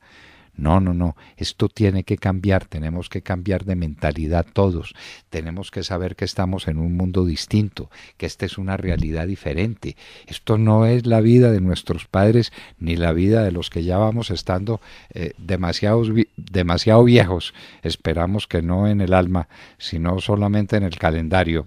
Pero el mundo cambió a unas velocidades fantásticas y es la generación suya la que tiene que hacer esa revolución. ¿Usted cree que es capaz de hacerla en Medellín? ¿Usted cree que es capaz de vender eso que me está diciendo a mí y esas ideas que le está dando a los muchos miles de personas que lo están escuchando a usted en este ya muy avanzado final del año o comienzos del entrante, porque estamos cabalgando entre el 18 y el 19? ¿Usted es capaz de convencer con ese discurso? Doctor Fernando, yo tengo un convencimiento de que con una visión clara, con determinación, con buen liderazgo, con un buen equipo, e invitando a los ciudadanos, a todos los ciudadanos, empresarios, pero desde los empresarios más refinados hasta las personas más sencillas, a propósitos comunes, se logran esos objetivos. Yo creo que una ciudad como Medellín es una ciudad consciente, una ciudad talentosa que entiende que tiene que cada vez superarse a sí misma. Así que ahí está el talento humano. Yo creo que con voluntad y con determinación y con buen liderazgo se logran esos objetivos mucho más rápido cuando hay capital y talento humano como el que hay en Medellín. Así que yo no me creo el centro del mundo. Yo quiero ser muy honesto en ese sentido. Yo creo que un buen liderazgo, con un buen equipo de trabajo, con una buena participación ciudadana, con una buena participación empresarial, porque yo creo mucho en el sector privado y especialmente el sector privado antioqueño, que ha sido siempre pujante, líder, honesto y transparente. Una buena integración, una buena suma de esos ingredientes, doctor Fernando, ahí tenemos un buen caldo de cultivo para cosas muy positivas para la ciudad. Así que yo estaré trabajando con todo el entusiasmo para que Medellín avance en esos procesos económicos, de desarrollo humano, de desarrollo social. Es una ciudad que se merece todo el buen trato, todo el cariño y todo el entusiasmo de todos los ciudadanos de la ciudad, de todos los ciudadanos de Medellín. Estamos con el doctor Alfredo Ramos Maya, una figura muy interesante de la juventud colombiana, porque es un hombre muy joven, pero de la juventud colombiana que quiere servirle al país. Y eso no es fácil encontrarlo, porque la gente piensa siempre, bueno, ¿y cuánto gano aquí, cuánto gano allá? Y entonces me voy donde gano más, y donde gana más siempre es en el sector privado, o inclusive fuera del país. Y sí, tristemente, Porque, y sin problemas jurídicos, y sin riesgos reputacionales. Y sin que lo metan a la cárcel y sin que le creen problemas. Pero usted no crea pues que yo voy a ser livianito con usted y que no le voy a plantear temas realmente de fondo. Dígame, usted como alcalde de Medellín, ¿qué haría con las empresas públicas de Medellín? Doctor Fernando, que es el tesoro de esa ciudad, ¿no? Doctor Fernando, toca usted un tema muy serio, muy profundo. Medellín ha sido afortunado de tener a las empresas públicas de Medellín. Es una institución que todos los ciudadanos queremos, admiramos, respetamos. Es una institución con una de las credibilidades más altas históricas. Usted mide todas las instituciones de Antioquia. El metro, por ejemplo, tiene muy buena favorabilidad, pero EPM siempre tiene un especial cariño y además admiración nacionalmente. Es que todo el mundo dice qué bueno tener unas empresas como las empresas públicas de Medellín aquí en mi ciudad. Dice cualquier habitante de cualquier ciudad de Colombia. Y es un modelo y un referente. Creo que tiene una coyuntura muy puntual, con una dificultad con el tema de Hidroituango, que por fortuna se ha venido sobreponiendo.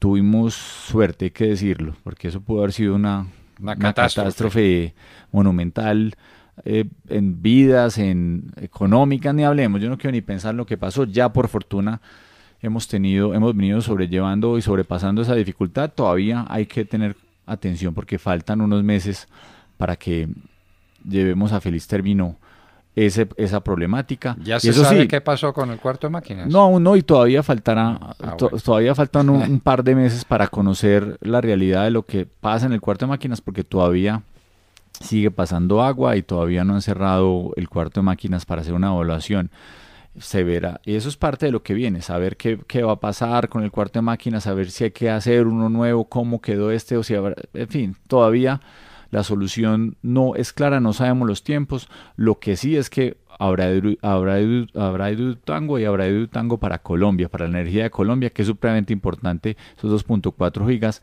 casi la sexta parte de la energía en Colombia en un solo proyecto. Y no sé si usted ve esas tomas tan espectaculares de esa agua cayendo por el vertedero, ese río cayendo por el vertedero, genera una emoción, un impacto, se ve esa fuerza de la naturaleza, pero a la vez como el hombre con ingeniería y con tecnología empieza a dominar el mundo.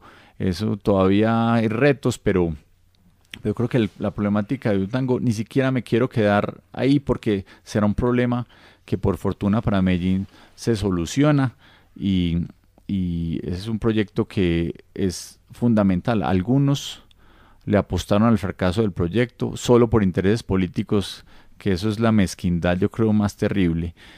Ahí está Hidroituango como un orgullo para Antioquia, para Colombia, ni hablemos para Medellín. Lo otro que yo veo, doctor Fernando, es en el corto plazo que es evidente que las empresas públicas tienen que hacer ajustes muy profundos en decisiones puntuales. Va a haber menos transferencias seguramente al municipio de Medellín, y el municipio de Medellín crece mucho y tiene mucha inversión social de cuenta de la plata que le llega de las utilidades de empresas públicas de Medellín. Yo creo que Medellín requiere una ajustada de cinturón grande. Yo creo que hay que reevaluar. Primero, muchos gastos innecesarios del Estado, y Medellín tampoco se libra de eso. Hay mucho contratismo, hay mucha nómina paralela, hay mucha duplicidad de funciones, y este es un buen momento para reevaluar lo que está sucediendo en el municipio de Medellín en ese sentido. Ese crecimiento estatal, ese estatismo, esa estatización de muchas funciones o ese pago de favores políticos, hay que reevaluarlo completamente. Hay que tener un Estado pequeño y que las inversiones vayan a los ciudadanos, no a cargos burocráticos ni a una cantidad de instituciones que no funcionan para nada. Segundo, hay que abrocharse cinturones muchos de los gastos suntuosos del Estado, y eso es un tema de todos los días. Eso no puede ser un tema de vacas flacas. Yo creo que las buenas empresas en general, y especialmente el Estado, como una gran empresa, como tiene que ser vista, tiene que estar viendo dónde ajusta tuerca todos los días. No solo, reitero, ante coyunturas difíciles económicas, sino en cada momento estar siendo autocríticas y decir qué funciona, qué no, qué se cierra, qué no. Así de simple. Y un tema muy importante, doctor Fernando, y ya hablaré ahora del futuro de empresas públicas de Medellín, pero definitivamente hay que reevaluar mucho del gasto social. Yo creo que una de las dificultades más grandes que tenemos es que hay una gran cantidad de asistencialismo, de personas que sin merecerlo se sienten que tienen que recibir todo de parte del Estado, sin ningún tipo inclusive de retribución, porque yo creo que cada vez que exista algo de asistencialismo debería haber una retribución paralela de los ciudadanos. No todo puede ser gratis, aunque no se pague económicamente, se debería retribuir al Estado de alguna forma. Y entonces yo creo que este es un buen momento para empezar a ver cuáles son los programas sociales que son válidos y cuáles no. Cómo se ahorran muchos recursos, por ejemplo, en materia de promoción y prevención, en salud, que es tan costosa, es muy costosa en todos los sentidos, es costosa económicamente y muy costosa en vidas si no se trabaja bien. Hay mucho por hacer y creo que eso es un tema de un buen gerente, un buen administrador de una ciudad. Y paralelamente, hay que mirar hacia adelante qué va a hacer Empresas Públicas de Medellín. Yo creo que Empresas Públicas de Medellín ha sido una empresa muy exitosa en un modelo energético basado en la energía hidroeléctrica, que es un modelo que cada vez va a ser más costoso y más difícil de hacer. Unos gastos muy altos para el inicio de operaciones, unos gastos que se recuperan en muchísimo tiempo. Por ejemplo, Hidroituango tiene un punto de equilibrio estimado de unos 30 años. Usted se podría imaginar para recuperar que usted haga una inversión para 30 años. Es muy riesgoso ya hoy en un mundo que está cambiando a unas velocidades grandísimas. Entonces, este es un buen momento para evaluar qué va a hacer EPM en su futuro. Con las nuevas tendencias en energía, y EPM no puede quedarse atrás en las tendencias energéticas, es decir, donde cada vez hay energías alternativas, mucho más económicas, donde la autogeneración va a ser la regla del futuro, donde las personas van a ser las que generen su propia energía y van a simplemente a interconectar una pequeña parte, incluso le van a poder vender al sistema energético lo que ellas mismas están produciendo. Eso va a ser una revolución muy profunda y en tendencia se puede llegar a pensar, doctor Fernando, que la energía va a llegar a ser casi que infinita y a costo cero. Esa es una de las, si usted ve a los grandes pensadores y las grandes tendencias tecnológicas, esa es una de las cosas que de las conclusiones que empiezan a sacar, que en unos 50 años o entre 50 y 100 años podemos llegar a tener energía infinita y a costo cero. O sea, eso hace que todos los negocios de energéticos se acaben hace rato. Entonces, ¿cómo más bien se prepara un Estado, cómo se prepara una empresa para asumir esos retos del futuro? No quedarse pegado al éxito del pasado, que una de las frases que a mí más me gusta es que el éxito del pasado es el peor enemigo del éxito del futuro. EPM fue muy exitosa con la energía hidroeléctrica, tiene que ser exitosa con las tendencias energéticas del futuro, buscar nuevos negocios, no solo quedarse en los negocios de energía. EPM, por ejemplo, ha sido muy fuerte en la construcción de infraestructura. Siempre se ha dicho, ¿por qué EPM no ingresa al negocio de concesiones? Esta es una buena oportunidad para reevaluar el futuro de la compañía en ese sentido. Este es un momento para repensar lo que EPM ha hecho con el agua. Nosotros en Medellín tenemos un agua de excelente calidad, pero la utilizamos también, entre otras cosas, regando las matas o vaciando los sanitarios. Y perdón puede ser tan tosco en ese comentario, pero en eso estamos utilizando el agua potable. Medellín tiene que también repensar mucho, en vez de estar trayendo agua potable de regiones lejanas, donde cada vez va a haber mayor escasez de agua, más bien cómo tratamos y cómo utilizamos con las nuevas tecnologías todo el agua que podamos, del agua lluvia o del agua que queda. Medellín, por ejemplo, es muy, muy rica en agua subterránea. Hay que mirar cómo aprovechamos todas esas nuevas posibilidades, y EPM debería estar pensando en el futuro en eso. En fin, son muchos proyectos que hacen que, aprovechando esta coyuntura, EPM mire hacia adelante y con tecnología, con buen capital humano, con mucha eficiencia administrativa, porque EPM tiene una alta carga burocrática, y hay que decirlo con mucha honestidad. ¿Cómo entonces nos acomodamos a esas necesidades de Medellín? Porque las transferencias de EPM han sido fundamentales y tienen que seguir siendo fundamentales para que Medellín pueda hacer mucha inversión en las verdaderas necesidades que tiene, mejorar esa calidad de la educación que hemos hablado tanto, en generar proyectos de emprendimiento serios con base tecnológica que sean los que generen los empleos del siglo XXI, como Medellín genera un desarrollo social muy profundo para unos sectores que van a requerir mucho apoyo de parte del Estado. Usted, que es un estadista, doctor Fernando, sabe el problema que va a ser el problema, la bomba pensional que tiene Colombia y cómo se va a aumentar en los próximos años. Los municipios van a tener que asumir esa carga de muchos adultos mayores sin un solo centavo en donde caer muertos.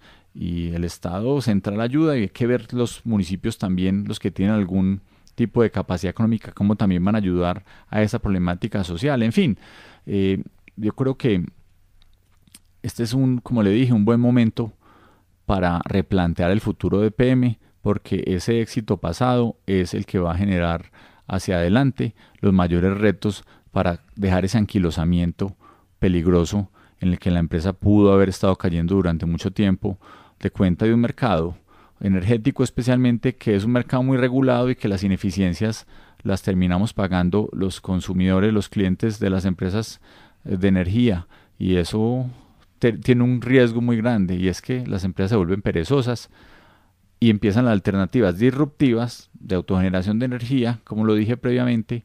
Empiezan las tecnologías disruptivas de energía infinita a costo cero, como ya se está llegando a estudios, por ejemplo, para que llegue a algo que llama la energía de fusión.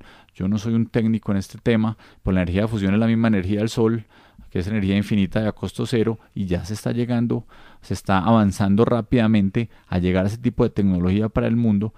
Cómo se piensan las empresas, y especialmente las empresas estatales, con monopolios como los de empresas públicas, para que no se las trague la tecnología y no se las trague el futuro.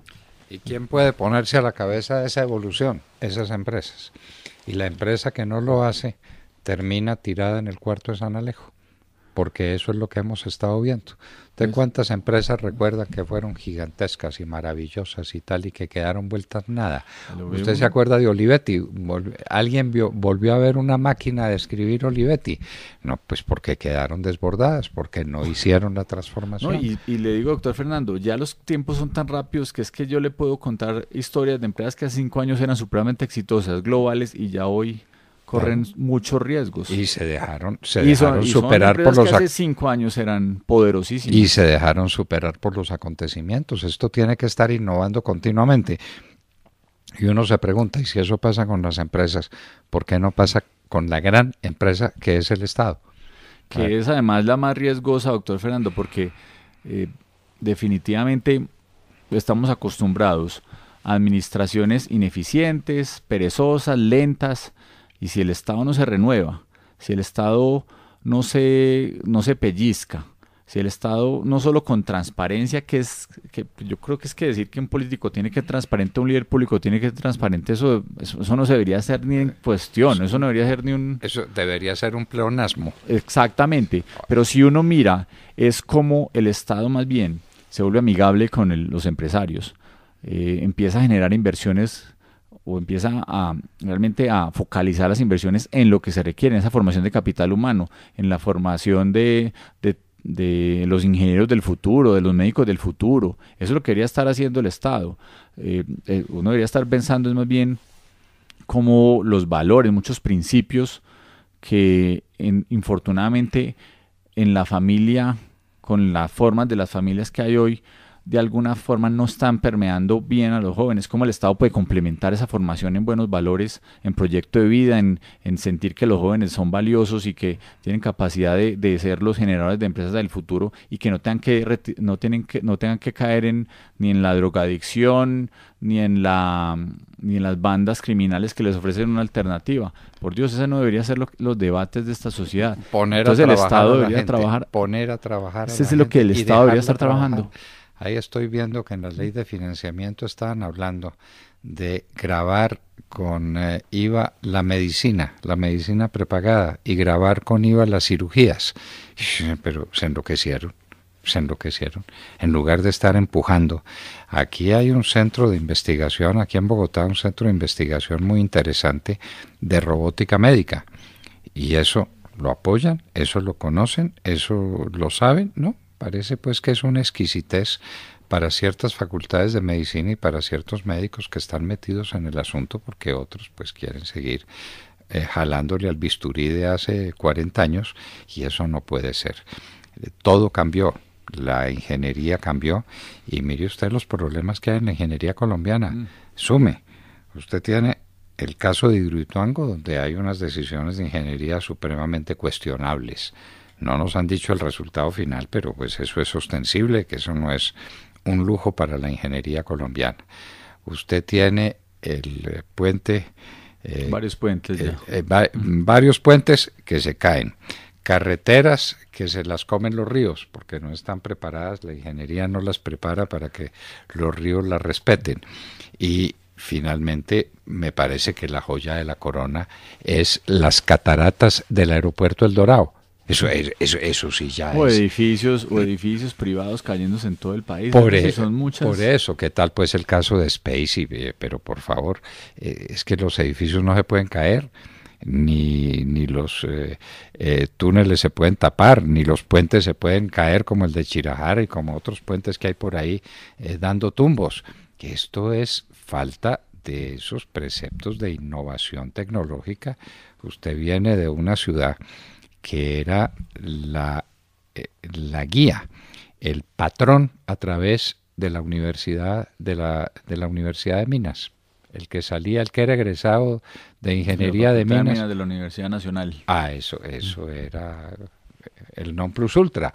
Bueno, eso tiene que ser, hay que recuperar la calidad de las profesiones, hay que volver los ojos hacia la tecnología, hay que entender que este mundo cambió y que este mundo es distinto y que no podemos seguir en la calle tirando piedra, pidiendo más plata sin decir para qué, sin decir para qué y cómo se aplica y cómo deben ser esas universidades para las que están pidiendo más plata. Los temas centrales los estamos eludiendo. Y aquí tenemos que recordar al gran José Ortega y Gasset, que Ave María, si hace falta un pensador como ese en nuestro siglo, que diga colombianos a las cosas colombianos, como decía Ortega y Gasset con angustia a los españoles a las cosas, vamos para un abismo, ocupémonos de las cosas. Tuvieron su guerra civil, 3 años, y España quedó vuelta a nada, porque no oyeron a don José Ortega y Gasset. Este es el mundo del cambio. Este es el mundo de la innovación.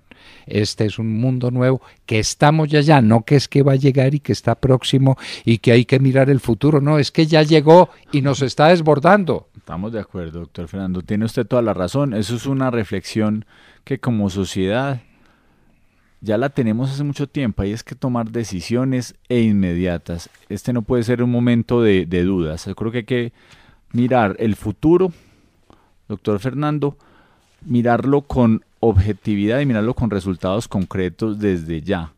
Es decir, cada joven de estos que se nos está graduando del colegio, en los colegios públicos de Colombia, que no tenga unos mínimos, ya es un joven que seguramente en 10 o 15 años no vamos a poder recuperarlo en materia laboral, en materia empresarial, va a ser muy difícil. Así que usted muy bien lo ha dicho, yo hablo del futuro porque necesitamos tomar las decisiones ya para que salvemos a Colombia, salvemos a Antioquia, salvemos a Medellín, mi ciudad, de una debacle social y económica que se nos avecina si no tomamos decisiones inmediatas. Ojalá desde el gobierno nacional y desde los gobiernos locales se empiece a impulsar un cambio de mentalidad que es definitivo para que podamos lograr ese desarrollo económico, social y humano que Colombia hace tanto rato requiere. Bueno, y una pregunta que es una pregunta clave. Este es un discurso muy compacto, es un discurso muy claro, es el discurso del siglo XXI. Me parece que usted está hablando el lenguaje que corresponde. ¿Usted cree que eso sea atractivo?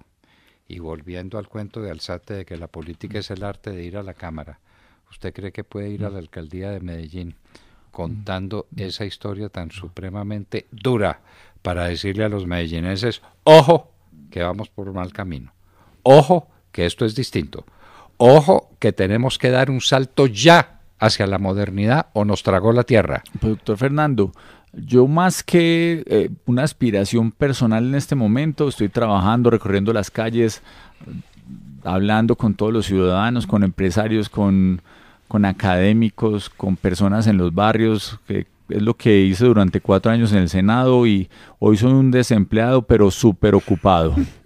Que yo creo que hoy me siento muy a gusto con lo que estoy haciendo, estudiando, aprendiendo. Quiero aprender, y usted mismo lo dice, quiero aprender todos los días y quiero seguir en esa constante formación de temas urbanos, temas nacionales, y uno no puede perder nunca esa sintonía con el mundo especialmente. Y creo que Medellín, como se lo dije desde el principio, Medellín es una ciudad llena de talento y llena de visión. Y Medellín es una ciudad que está lista para modernizarse. Medellín tiene la capacidad de reinventarse constantemente, de sobreponerse a las dificultades. Es una ciudad que entiende que tiene que estar en sintonía con todos los cambios globales. Y desde hace mucho tiempo el primer carro a Colombia llegó a Medellín. Y como y las primeras industrias, los primeros telares. Y como se movía, imagínense que como el carro se movía solo, pensaban que en esa época les daba miedo sacarlo a la calle porque pensaban que estaba embrujado, pensaban que había hechicería y que el carro se movía como si tuvieran unos caballos invisibles adelante tirando de ese coche. Medellín siempre ha sabido de la conexión con el mundo. Creo que eso sí, se requiere un liderazgo que esté acorde con esa conexión con el mundo. Bueno. Los ciudadanos tienen ese talento y ese conocimiento. Se necesita un líder que los lleve y voluntad política para lograrlo. Y otro temita.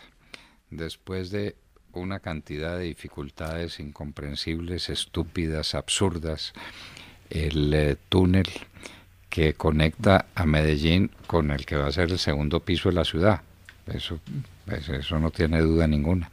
Y entonces retrasaron una obra en que su padre también fue definitivo como gobernador de Antioquia porque había que crear problemas, y entonces crearon los problemas y eso se demoró, pero ya tenemos túnel a Medellín.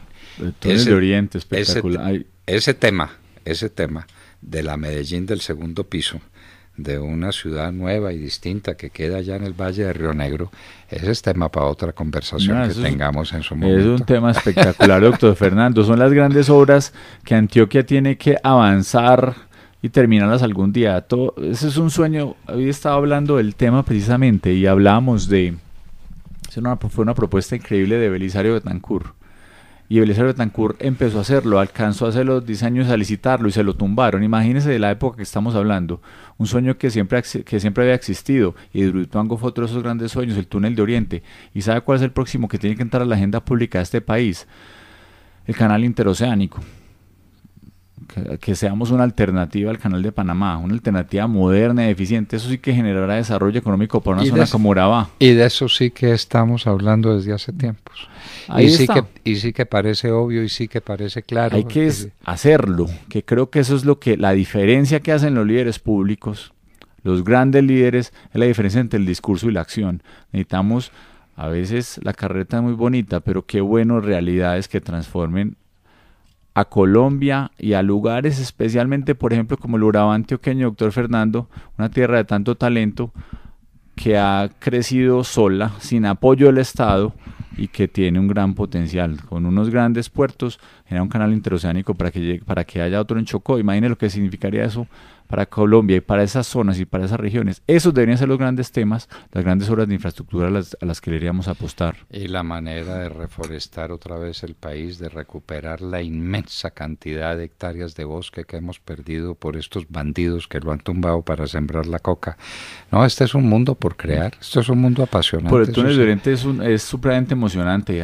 Y lo que dije, Medellín no puede pensarse solo. Medellín y Antioquia tienen un futuro, un pasado y un futuro que es indisoluble. No puede haber fricciones entre Medellín y Antioquia, no puede haber fricciones entre el alcalde de Medellín y el gobernador de Antioquia. Aquí tenemos que trabajar todos con el mismo propósito de desarrollo económico y social. Y creo que este momento, una coyuntura muy puntual con Hidroituango, tiene que ser un punto de inflexión en esas relaciones.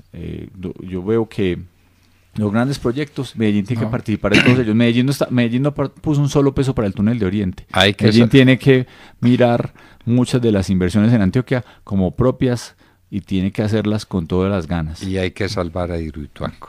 sin pensar en cuánto va a costar. Ya se definirá, si quieren definirlo, quién tuvo la culpa. ¿De quién fue la culpa? No quiero saberlo. ¿Recuerda esa canción tan linda? Muy bien, ¿de quién fue la culpa? No quiero saberlo. Alfredo Ramos Maya, qué político tan interesante. Qué personaje especial tienen ustedes entre manos, ustedes los colombianos, todos, nosotros, y la gente de Medellín y la gente de Antioquia en particular, porque gente así es la que necesita el país, gente que está pensando en un presente que ya no va a ser un futuro lejano, y en eso le insisto, para que no siga diciendo que la catapulta al futuro y que la no sé qué al futuro. El futuro mañana es futuro, doctor El Fernando, futuro entonces llegó hace rato, el futuro llegó hace rato. El problema es que no nos hemos dado cuenta. Nos tenemos que montar en ese... Estamos pensando en majaderías y pensando en pequeñeces, cuando el futuro llegó hace rato y nos va a desbordar. Hay que montarse no en ese bus, sino en ese cohete, porque a la velocidad que va. Y nos va a desbordar. Alfredo Ramos Maya, cuánto le agradecemos que haya estado con nosotros en grandes reportajes de la Hora de la Verdad. Doctor Fernando, muchas gracias por su generosidad, por sus palabras. Esperamos que el próximo lo hagamos cuando usted sea alcalde de Medellín, que saque un rato y se venga para Bogotá. Muchísimas gracias, doctor Fernando. Sabe que de mi parte siempre mi admiración, mis respetos por usted, por esa audiencia tan nutrida que tiene. Siempre se lo digo, cuando uno recorre Medellín, Antioquia, todo el mundo le dice, lo he oído en la Hora de la Verdad, lo conozco por la Hora de la Verdad. Usted tiene una audiencia muy fiel, que eso es muy importante en un momento en que las personas van buscando tantas alternativas. Su audiencia es supremamente fiel, que eso es muy importante. Además, muy bien documentada y muy bien estudiada, que eso también es muy bonito. No se dejan meter cuentos, no se dejan llevar por apasionamiento, sino con cifras, con datos, que eso hace muy, muy reputada y muy refinada esa audiencia. Así que es muy bueno poder conversar, que usted me abra estos espacios para poder hablar con tantos ciudadanos que lo oigan a uno. Eso es un orgullo muy grande, y yo no sé si hoy filosofamos mucho de pronto, doctor Fernando. Lo importante es todos esos planes hay que llevarlos a la realidad. Yo me veo a mí mismo como un soñador, pero un soñador que genera resultados, no solo quedarse en sueños muy bonitos que nunca se hagan. Hay que tener grandes sueños, y sobre todo hay que lograr esos objetivos y concretarlos, y la mayor brevedad posible, con eficiencia y con transparencia. Esa es la única forma en que recuperamos la confianza en la democracia. Con Alfredo Ramos Maya, medellinenses, a las cosas, Vamos a cambiar este mundo inmediato, esta parroquia. Un gran pensador, paisa, por supuesto, Fernando González, hablaba de que solamente un hombre en América había tenido cosmovisión, que fue Simón Bolívar, y por eso le pasó lo que le pasó, que todos los demás tenemos una visión parroquial del mundo. Hay que tener cosmovisión, porque si no, además nos tragó la tierra, porque esto de la aldea global es una realidad, y porque nuestros muchachos, los que estamos educando hoy, van a competir es con los de Taiwán y Hong Kong y Estocolmo y Rusia y China. Y con la inteligencia artificial que están creando allá. Pues, y con todo. Que es más difícil aún. Y con todo. Bueno, Alfredo Ramos Maya estuvo con nosotros en la Hora de la Verdad en grandes reportajes.